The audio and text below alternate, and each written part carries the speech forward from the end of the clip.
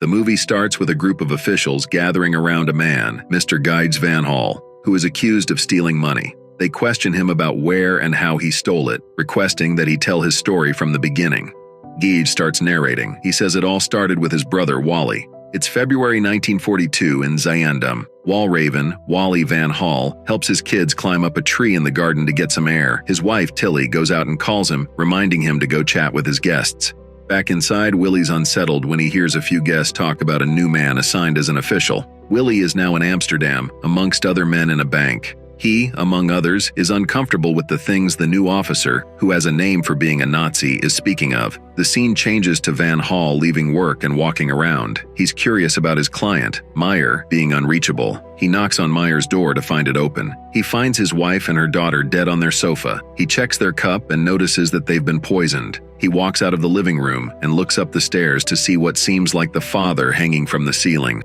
He leaves the residence nervously. A man calls him by his name while he's at the door. Van Hall asks him who he is. He calms him by telling him he wouldn't have approached him politely if he had bad intentions. He takes the paper Wally's holding and gives it a look. He then tells him that it will happen more often from now on, and it's time to fight back. Wally and the man enter an office. The man begins by asking him why he quit sailing ships. He requests the man's identity first. The man introduces himself as Vandenberg, an officer in the Royal Navy. Vandenberg asks him what he knows about the Seaman Fund, an aid fund for families of sailors at sea when the war began. Vandenberg speaks of the 18,000 men who didn't come back to the ones waiting for them. Willie asks if he's here for a donation to his fund. Vandenberg claims that he's about to ask for much more. He asks him to do the same thing for the Amsterdam region due to his reputation and whatever personal commitment he may feel to the matter. Van Hall hesitates due to the dangers he'd bring to himself and his family. Gies exclaims about Wally's idea for an underground bank, mentioning the tragic end of the Meyer family. Wally pulls out the paper he found at the Meyers' residence. It's an instruction manual for the evacuation from Zandam sent to every Jewish family in Amsterdam.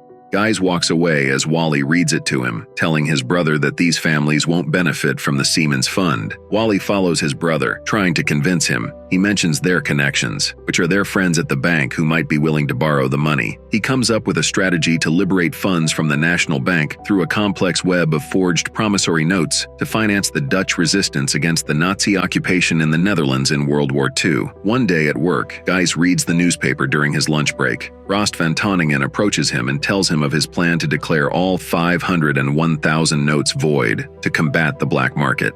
Gijs appears dependable and walks away, knowing Rost is doing this to combat the resistance instead. He barges into his brother's office to find his brother taping money over Jop's body as a distribution system. He tells Willie about Rost's plan and that he has but 2 weeks to trade whatever money he's got left. He has 200,000 left, which can't be managed by friends and acquaintances alone. Gijs has a bigger network, so Wally asks him to help him out now that the hard work has been done. Gijs hesitantly agrees. The brothers use their connections to trade the money with promissory notes. Wally convinces his brother to keep going, even after they finish hiding the 200,000. They successfully made 600,000 more than they did in 2 weeks, joking about sending Rost van Tonningen a thank you note. Gijs isn't as excited as Wally, who isn't thinking of stopping anytime soon. He doubts Wally's confidence that everyone will be paid back after the war. The scene changes to a person drowning being seen from under the water. It then changes to police officers looking around a house that looks abandoned. Rost van Tonningen approaches one of them, Herr Wiebaan.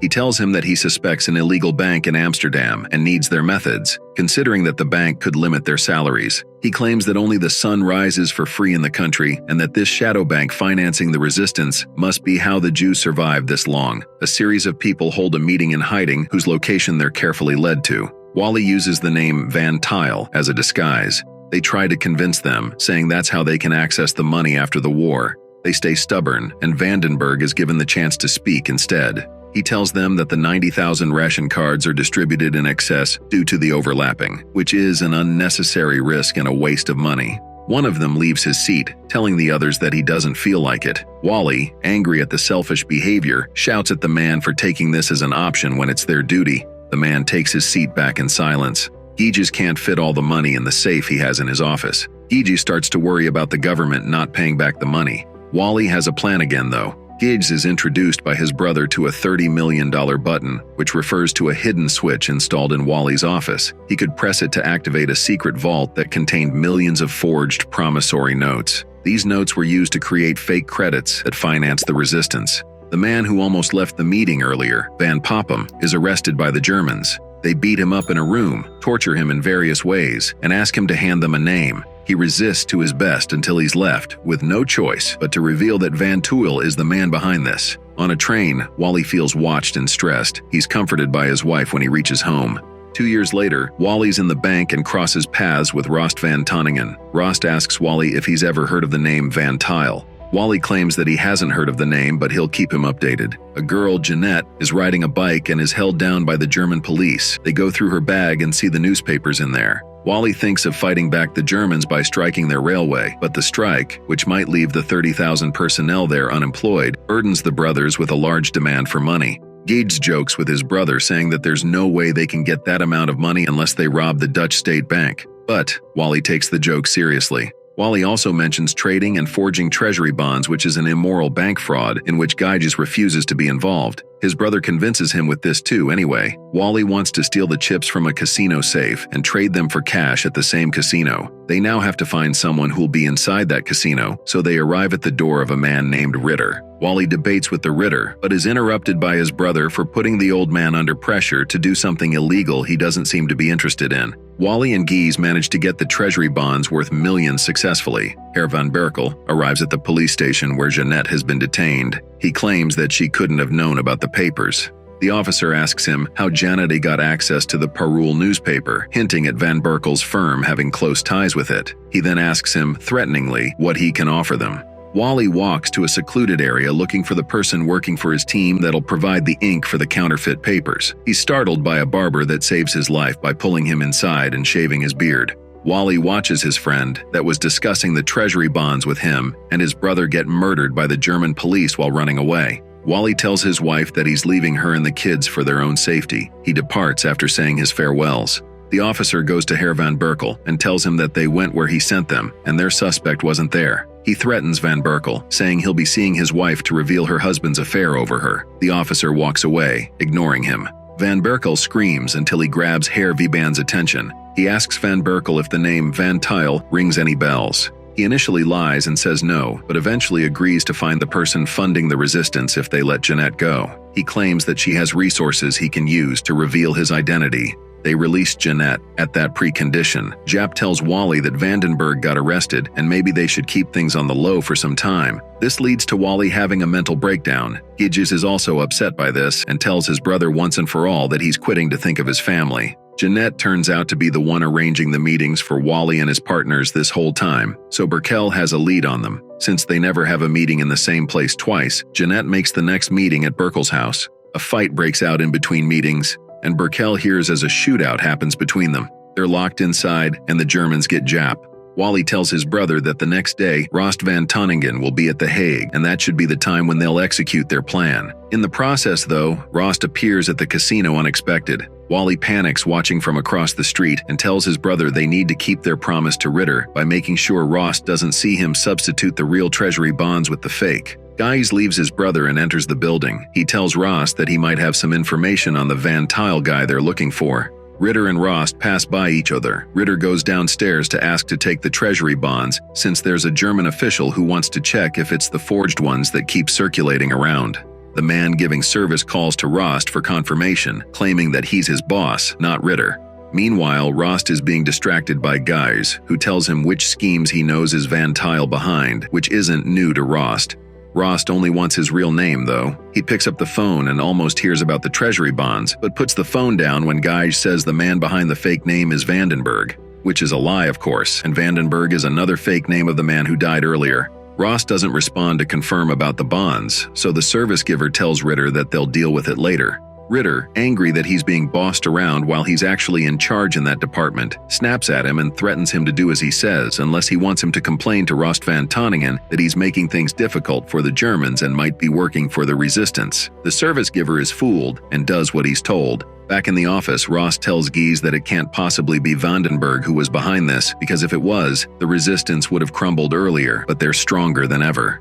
At the hallway, Ritter and Rost run into each other. Rost is curious about Ritter's nervous body language. He asks him what's the matter. Gies realizes he needs to interfere and asks Ritter to give him his suitcase, pretending to have been looking forward to seeing him. Rost asks to take a look, but luckily is too distracted by the suitcase being made in Britain, which is illegal, to care what's inside it. Gies says it's a family heirloom. The plan goes the way they wanted. The brothers are swimming in money. Wally still has higher and higher dreams. Gies tells his brother to calm down and enjoy it a little. The scene changes back to the men in the meeting room with Gies. He tells them they had 100 million with them, to which they're all shocked and angry. After some time has passed, Wally returns to his home to his wife's surprise. He tells her about the money, but she's no longer interested in risking any of their safety. She tells him she wants him to stop. A shootout happens at the church and a German officer is killed. The participants escape, but one of the shooters is seized. The seized resistor is questioned about Van Tuyl. Wally's about to knock on the door to the house where various German soldiers are waiting to shoot him.